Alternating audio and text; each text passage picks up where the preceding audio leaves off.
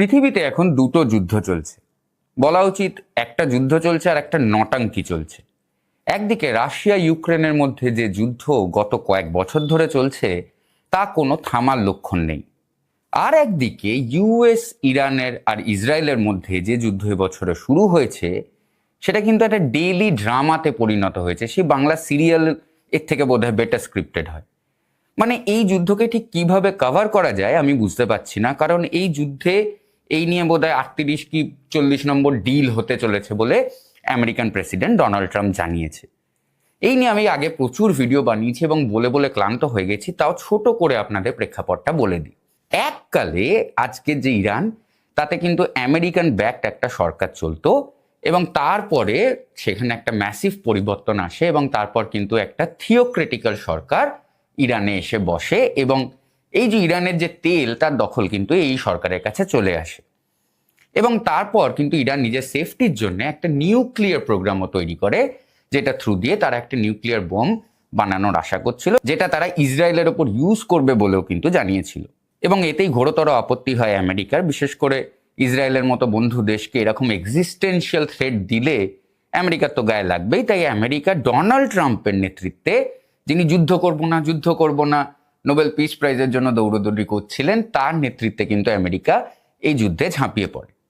এবং অবশ্যই Donald Trump যখন আছেন সেখানে মিসক্যালকুলেশনস কিন্তু প্রচুর হয়। প্রথমে আমেরিকা যেটা চিন্তা করে যে ইরানের যে টপ লিডারশিপ আছে তাদেরকে কিন্তু মেরে ফেললে সেখানে মানুষের মধ্যে একটা বিদ্রোহ দেখা যাবে যে তারা এতদিন একটা থিওক্রেটিক অটোক্রেটিক রুলের মধ্যে আছে এবং তারা কিন্তু রাস্তায় এসে রেজিম পাল্টে দেবে। প্রথম দফার যুদ্ধ কিন্তু এই নিয়েই হয়। কিন্তু ইরানে সিচুয়েশনটা এক্স্যাক্টলি আমেরিকার প্ল্যানের মতো প্লে আউট করে না। হ্যাঁ, টপ লিডারশিপকে আমেরিকা মেরে ফেলতে সক্ষম হয়, কিন্তু ইরানের মানুষ কিন্তু রাস্তায় নেমে এসে রেজিম চেঞ্জ করে না। এবং ডোনাল্ড ট্রাম্প কিন্তু এইখানে নেতানিয়াহুর কথা শুনে যে যুদ্ধে তিনি জড়িয়ে পড়েছিলেন তাতে একটু ধোঁকা খেয়ে যায়। এবং তারপরে আমরা যেটা জানি যে একটা কিন্তু সিজ ফায়ার নিয়ে আলোচনা শুরু হয়, একটা পিস ডিল ব্রোকার করার চেষ্টা করা হয়। এবং এখানেও হাস্যকর কথা হচ্ছে যে পিস ডিল ব্রোকার করার জন্যে আমেরিকা পাকিস্তানকে পার্টনার বানায়।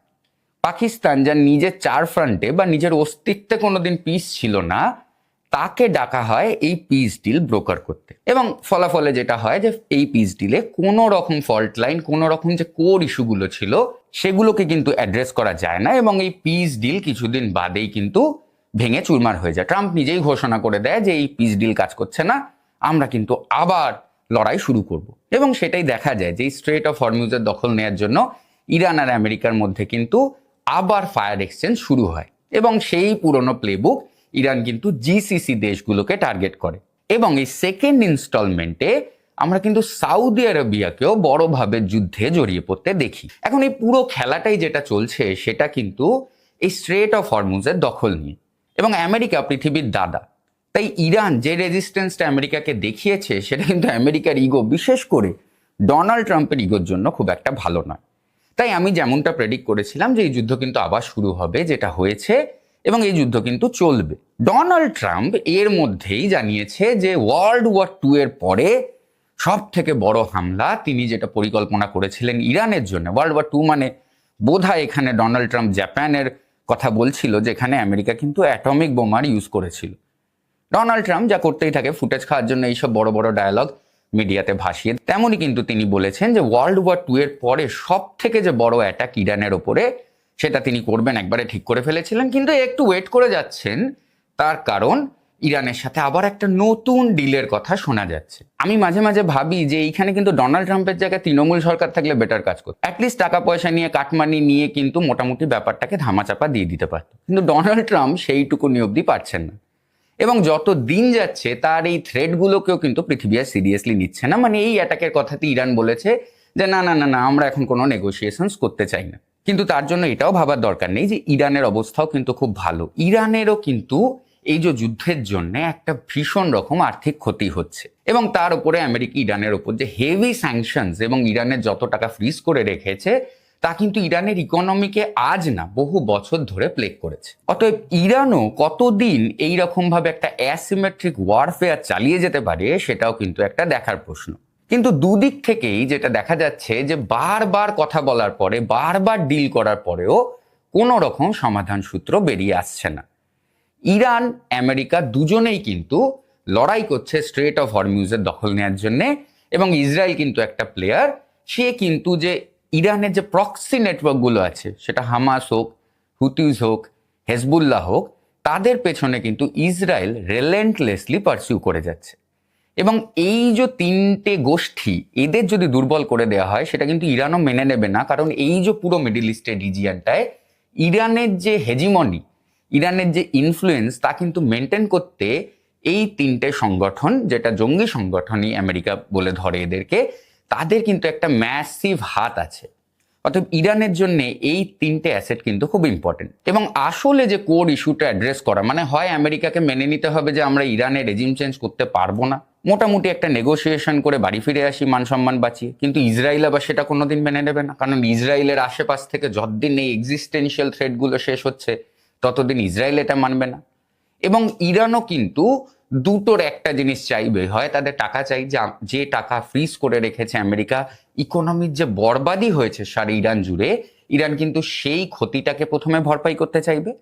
এবং তারপরে ইরান যে এত বছর ওয়েস্ট করেছে, এবং শুধু এত বছর না, এত রক্ত, নিজেদের সায়েন্টিস্ট, নিজেদের কমান্ডার, এত কিছু যে ইরান স্যাক্রিফাইস করেছে নিজেদের নিউক্লিয়ার প্রোগ্রামটার জন্যে, এটাও কিন্তু ইরান এত সহজে ছেড়ে বেরিয়ে আসবে না।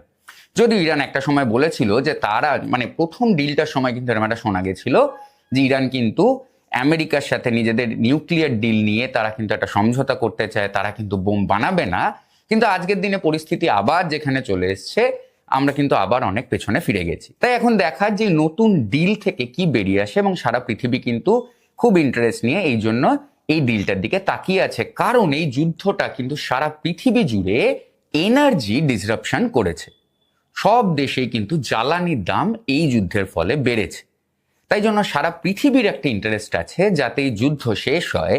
কিন্তু এই যুদ্ধ শেষ না হয়ে, যেমনটা বললাম, যে একটা ডেইলি সিরিয়ালের রূপ ধারণ করেছে, যা প্রত্যেক দিন একটা নতুন মোচন নিয়ে হাজির হয়। আজ ট্রাম্প মুখ দিয়ে বোম মারে, তো কাল সত্যি বোম মারে। ইরান অত কথা বলে না, কিন্তু ইরান নিজের কাজ নিজের মতো করে চলেছে। এবং এক এক করে অনেকগুলো দেশ আজকের দিনে দাঁড়িয়ে প্রায় গোটা মিডল ইস্টটা কিন্তু এই যুদ্ধে জড়িয়ে পড়েছে। তাই ডোনাল্ড ট্রাম্পের এই মেগা সিরিয়ালের পরের পর্বে কি হবে, এইটা প্রেডিক্ট করা কিন্তু সবার সাধ্যের বাইরে চলে যাচ্ছে। কিন্তু আমি যেটা সেফলি আপনাদের বলতে পারি, যে যুদ্ধ কিন্তু এখনো থামবে না যতক্ষণ না ফল্ট লাইনগুলো সলভ হচ্ছে।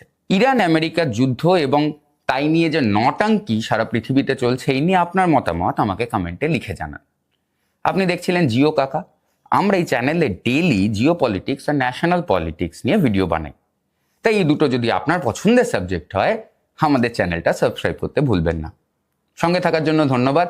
আমি আবার হাজির হব আগামীকাল জিও পলিটিক্স বা ন্যাশনাল পলিটিক্সের নতুন কোনো ভিডিও নিয়ে। নমস্কার।